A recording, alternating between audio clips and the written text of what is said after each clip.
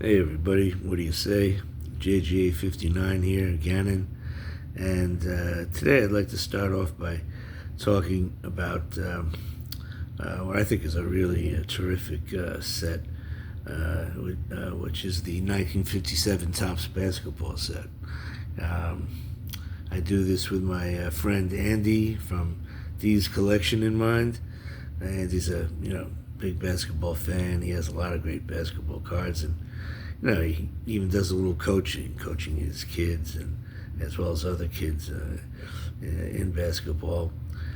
And the 57 Top set was their first foray into making basketball cards.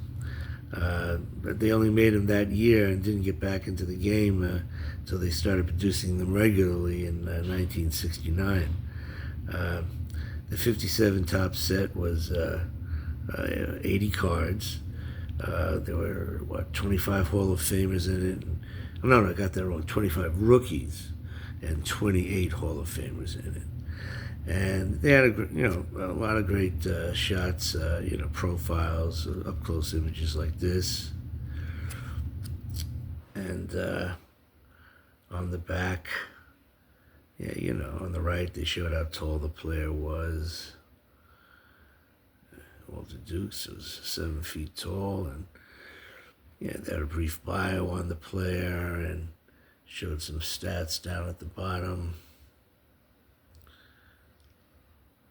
At the top, age, weight, and how many years in the NBA. And I love the little basketball hoop in the left-hand corner with the number. Just great design. And like I say, they had great up close shots as well as some really nice action shots.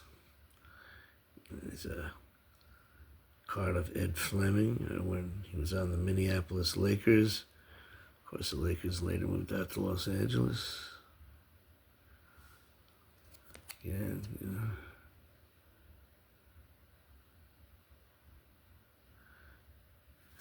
And so I only have 8 cards. The prices are a little steep on these, so I just I'm chipping away at them slowly but surely. Jack McMahon playing for the St. Louis Hawks, and now playing in Atlanta. Kenny Sears. Yeah. Charlie Tyra.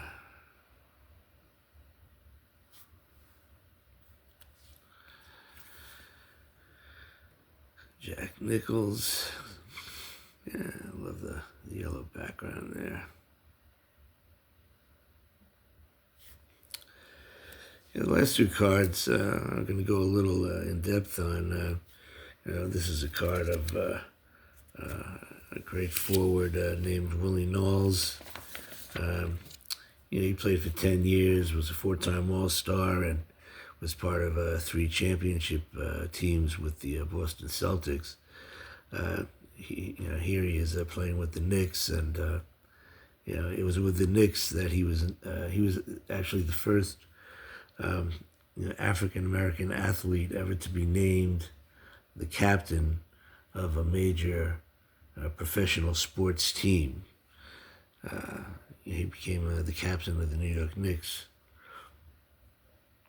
And also, interestingly, he was part of the first all-black lineup when on December 26, 1964, Coach Red Auerbach of the Boston Celtics fielded, started for the first time 5 black players, including Knowles, who actually was substituting for Tommy Heinsohn, who was injured that day. And so Knowles was at forward. The other forward was a player named Satch Sanders. The 2 guards were Casey Jones and Sam Jones, and the great Bill Russell was at center. And the team went on to win 12 straight games with that lineup. And, of course, they went on to win the championship that season as well. So that's Willie Knowles. Oh, interestingly, I just read, later on in his life, he became a minister.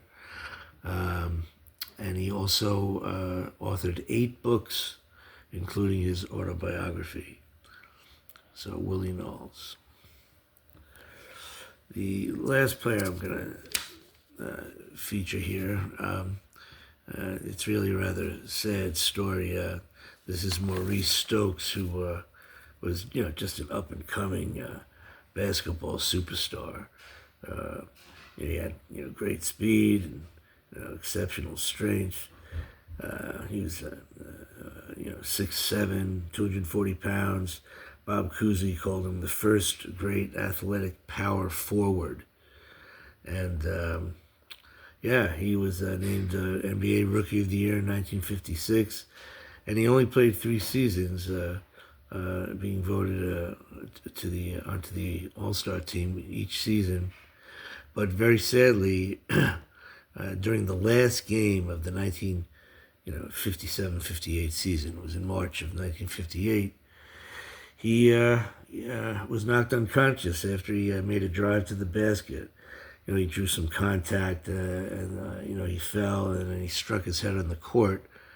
And, he came to and did finish the rest of the game, amazingly enough. But 3 days later, on a team flight, he fell into a coma and was paralyzed for the rest of his life. He was diagnosed with post-traumatic encephalopathy, which is a disease that damages your motor control. And but he was a real fighter and kept a great attitude. His teammate Jack Twyman ended up becoming his legal guardian, and they would he would help him organize benefits to help raise money. And as I said, Stokes himself was an inspiration to many. He learned how to paint and he learned how to type. But sadly, he passed away very young of a heart attack at the age of 36. He was finally recognized in a more complete way when he was elected to the Hall of Fame in 2004. It's just, just a tragedy, of course, his life and also, as a basketball player, he would have probably been one of the names people remember with, Will Chamberlain and Bill Russell if he had continued to play. Okay, I'm going to switch real quickly and just show a couple of pickups that I've gotten recently. I'm working on a 1939 play ball set, and I ordered a card of this player. I'm trying to read his first name on the back. Milburn Schaffner, who's a pitcher, and accidentally the dealer sent me 2 of them. And when I told him about it, he said, because I had ordered another card with it. And when I told him about it, he said, "Oh, I'll send the card back, and I'll just send the other one." And I said, I'll keep the both of them, because I remember what my buddy Andy from Andy's Attic always says: 2 is better than 1. So these are 2 nice additions to my 39 play ball set.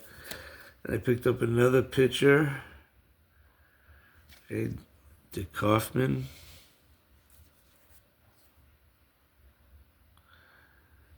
Okay. And Joseph Heaving. It's spelled Heving.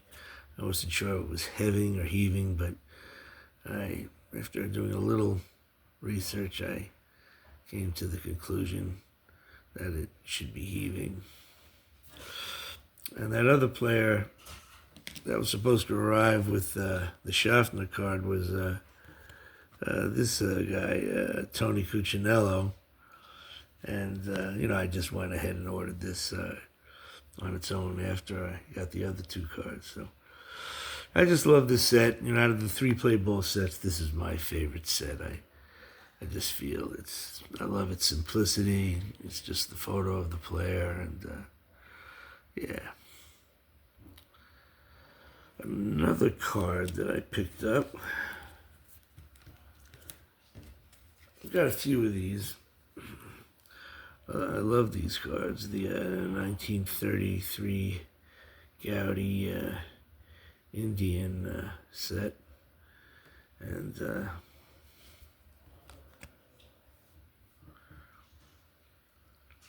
this one is called Painting.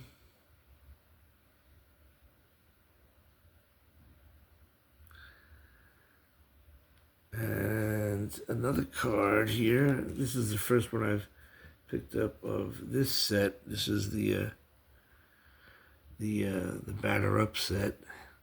This is the first one I picked up. This is of Joe Kuhl, Kuhel, who was an excellent first baseman. He actually, the way I learned about him was when I was reading Eddie Robinson's autobiography, and when Eddie Robinson was learning how to play, Joe Kuhl, taught him quite a bit about playing first base. All right. Here's another little 1968 tidbit for you all. Shout out to Reverend Steve, who shares an affinity with me for the 1968 top set. Did you know that there's a spelling error on the back of one of the cards, Jim Lonborg? Okay, as you can see on the left, his name is misspelled Lonberg, when, as you see on the right, his name should be Lonborg. In 1967, he tied Earl Wilson for the American League lead in victories with 22. So that's just another grain of sand in your bucket of life. And the last thing I am going to share with you is a pickup I'm really, really proud of and happy about. The 1952 Topps Bob Feller. What a card. What an amazing card. Shout out to Adam at the Vintage Sanctuary. He's got a really great copy of this card, and I finally decided, I got to get this one. Just love that image, love the color, the yellow color, and it's just beautiful card. The back, Robert William Andrew Feller. So that's what I got for you today. Thanks for sticking around, if you did stick around. And we'll see each other again soon. All right? Everybody, take care. Bye-bye.